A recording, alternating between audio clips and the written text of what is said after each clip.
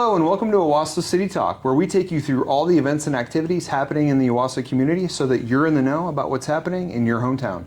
I'm your host, Art Hadaway, and I'm here with Owasso City Manager, Chris Garrett. Chris, how are you? I'm well. How are you? I'm good. Thanks for joining me today. Of course. My pleasure. Well, we're sitting here several days after the tornado came through.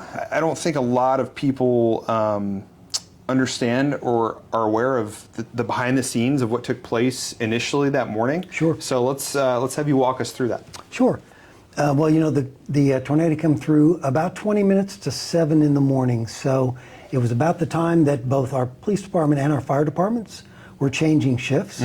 So we actually had about twice the number of police officers and firefighter paramedics available to respond at that time than we normally would just on a regular shift. So lucky timing there. Yeah, absolutely. And well, we also had our public works staff was reporting to work about that time as well, our streets department, and so we really had the opportunity to deploy more resources than we normally would. Yeah. We got them out there in a hurry to begin the assessment and the management process. So we really got a really strong start coming out of the gate, and we were really in a great spot in terms of responding to the initial incident. Yeah. No reported injuries, so we were lucky in a lot of ways and able to get ahead of it in a lot of ways. So we had the opportunity to transition pretty quickly from what we would normally be, spending hours and hours, if not days, Sure. on the response. We were able to transition to how can we help the property owners at this point kind of respond and help them deal with their damage and help them kind of manage their problem. Yep. And help them on their road to recovery. Let's talk about the thousands of pounds of debris along with the dozens of truckloads that accumulated from this. Sure. And just kind of kick that off because there were some other parts as well, because the debris management plan was one of those parts of our transition. But I got to take the opportunity and really give kudos to our community. I mean, they came out in full force, Yeah. not just the other residents, but our business community as well. It was a great example of real community. Yeah. There were some cases where the community was out already helping their neighbors, even as we were just coming into the neighborhoods to begin the assessment and our part of the process. So it was pretty heartwarming to see neighbor helping neighbor in that way. And again, the business community stepping up as well. Yep. to offer some services. But so we had the debris management. We have a plan that I'll talk about here in just one second. We also we knew that we would need to find ways to help the property owners in ways that probably weren't normal for us. So we really focused and leaned heavily into news media and social media to try and communicate as much as we could with the community, to let them know what the next steps could be, what they should be thinking about, what services are available out there, what free services are available, have been offered for them to be able to use, and kind of where to turn, contact numbers, anything we could do to give them the information and keep them updated on our response. We believe that was important. We also had the police department with their security plan.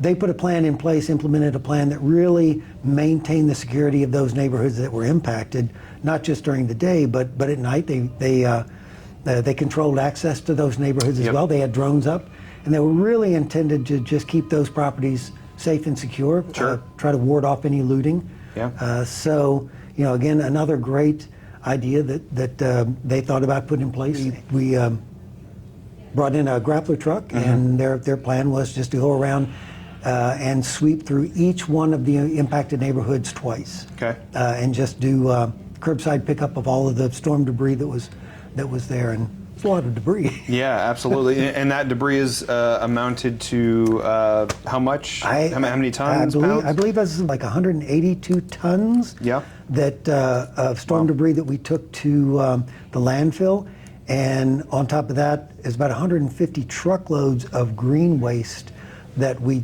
hauled to our green waste, the city's green waste facility. The city of Owasso has waived all the fees with regard to building permits in relation to storm damage. Exactly. Yeah. Exactly. We community development was looking for ways. How can we make it like all the city staff was, how can we make it easier on those property owners, those families that were impacted? Yeah. And they say, how can we kind of expedite the permitting process? How can we make it easier? We can waive the fees on those permits for the storm-related damage. And with the council approving the resolution declaring a state of emergency, it allowed us to do a lot of that, allowed us to waive the fees, and we could help the community. Awesome.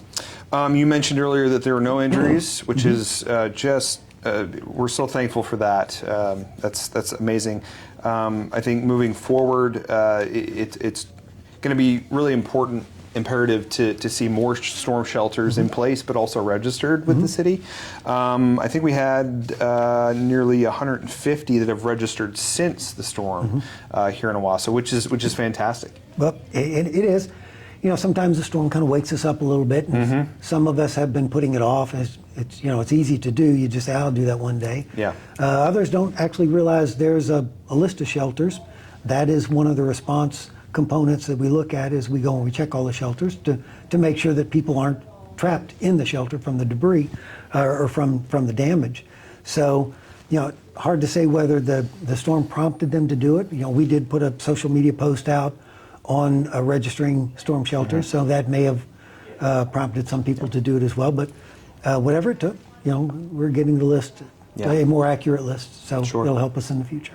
Chris, it's been a pleasure. I appreciate you sitting down with me today. My pleasure. Always is, Art. And for Owasso City Talk, I'm Art Hadaway. Have a good one.